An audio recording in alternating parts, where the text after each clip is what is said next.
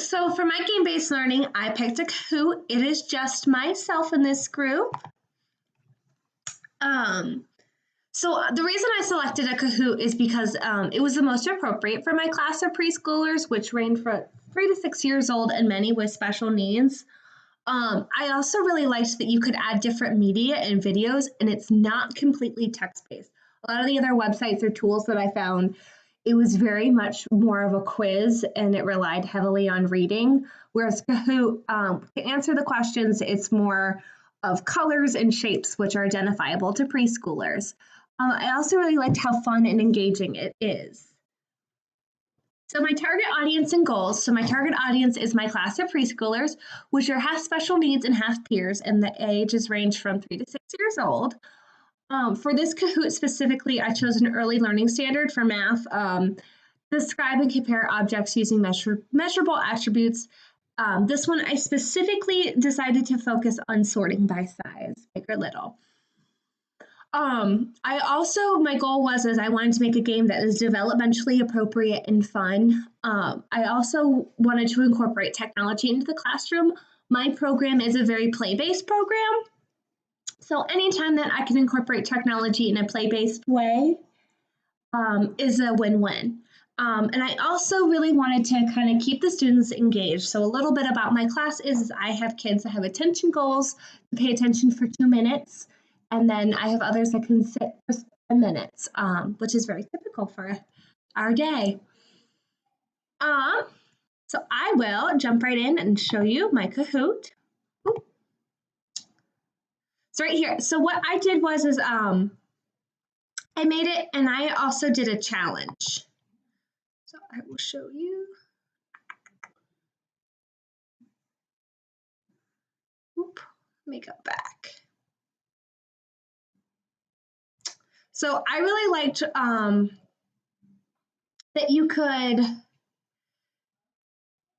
just kind of embed videos. You could pick how long you wanted each question to be for how many points. And I picked about 20 questions for this Kahoot. I will show you my challenge here. We'll see if we can play it. You also get kind of a core report about it. I'm going to copy the link up here and we can play.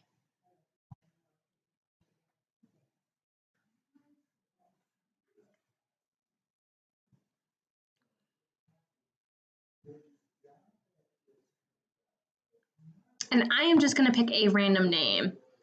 I'm going to pick my cat's name, and her name is Nola. We'll just play through really quick. Okay.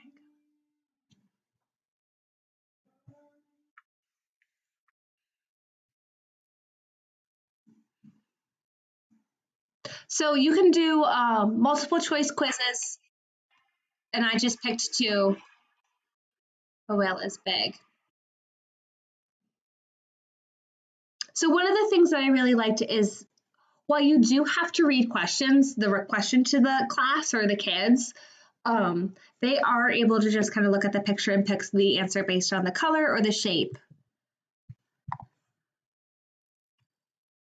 And then there is also a nice, fun scoreboard. Is this bug big or little? And then you kind of also get like an answer streak as well. And it also lets you know the correct question. We've got a leadership. You could also pick true or false and do like double points. One of the things I really liked is that you can embed videos and stop at a certain point.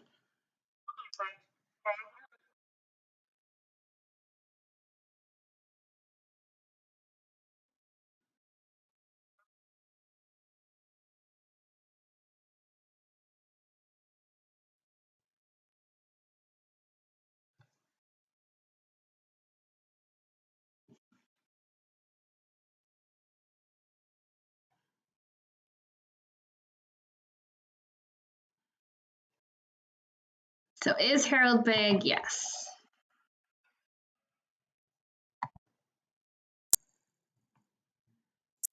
You can also kind of see the leaderboard. One of the things I really like is that you can play this as a challenge. So absolutely anybody can play on a laptop or a computer like this, or you can play in class and use like iPads or smartphones, and all the kids see is just the answers, and they have to look up at maybe like your smartboard or computer for the questions.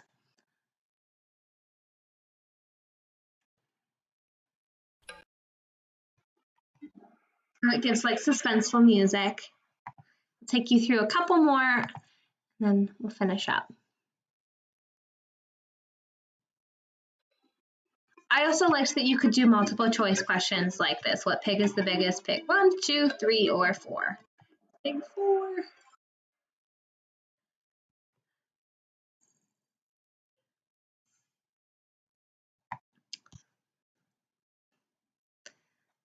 So some of the benefits that I found is that it is very fun for the kids, and I had very, very active engagement with my class when I did it. Um, it's really easy to play at home, especially when you make the Kahoot like a challenge. You can just copy that link and go right to that page and just type in whatever name to play.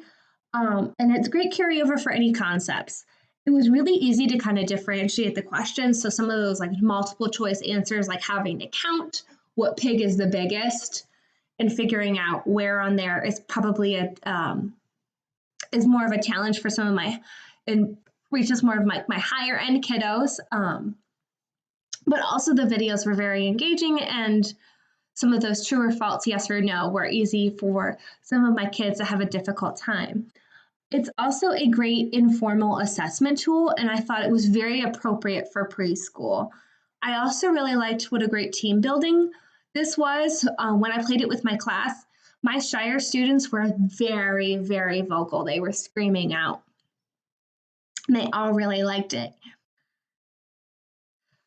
Some of the challenges that I faced is that if you have a lack of resources, such as an interactive whiteboard or iPads, it is a little bit of a challenge to play.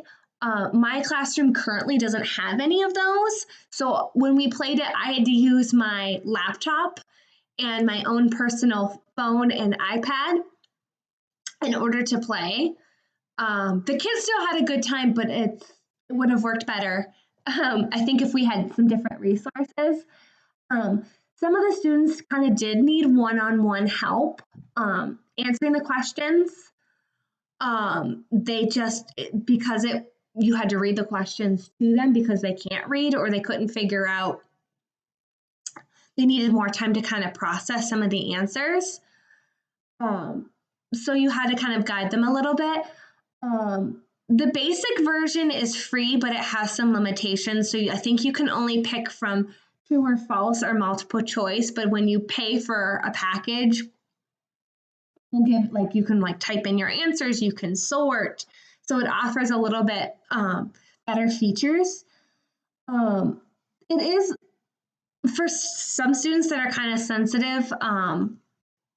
It might be kind of a little discouraging to see other scores, especially some of the kids that kind of get a little maybe too competitive. It was also a very hard challenge for me to find a tool that was appropriate for preschool. This was about the only one that I could find because so many of them are more of a quiz than and having to read, whereas this you can embed videos.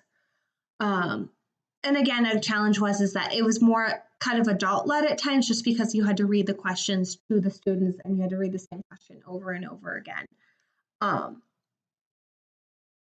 As for the gaming movement in education, my kids absolutely loved this. I think it's really fun and creative and it really gets kids involved. I think it reaches a whole new range of learners.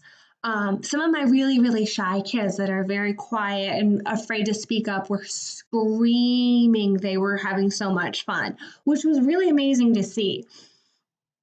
I think in the upcoming years, we will see more tools, I think, available on like a wider range of spectrums especially for the kiddos that have significant needs. Like some of my students in my room, I have kiddos who have multiple disabilities and need communication devices to answer.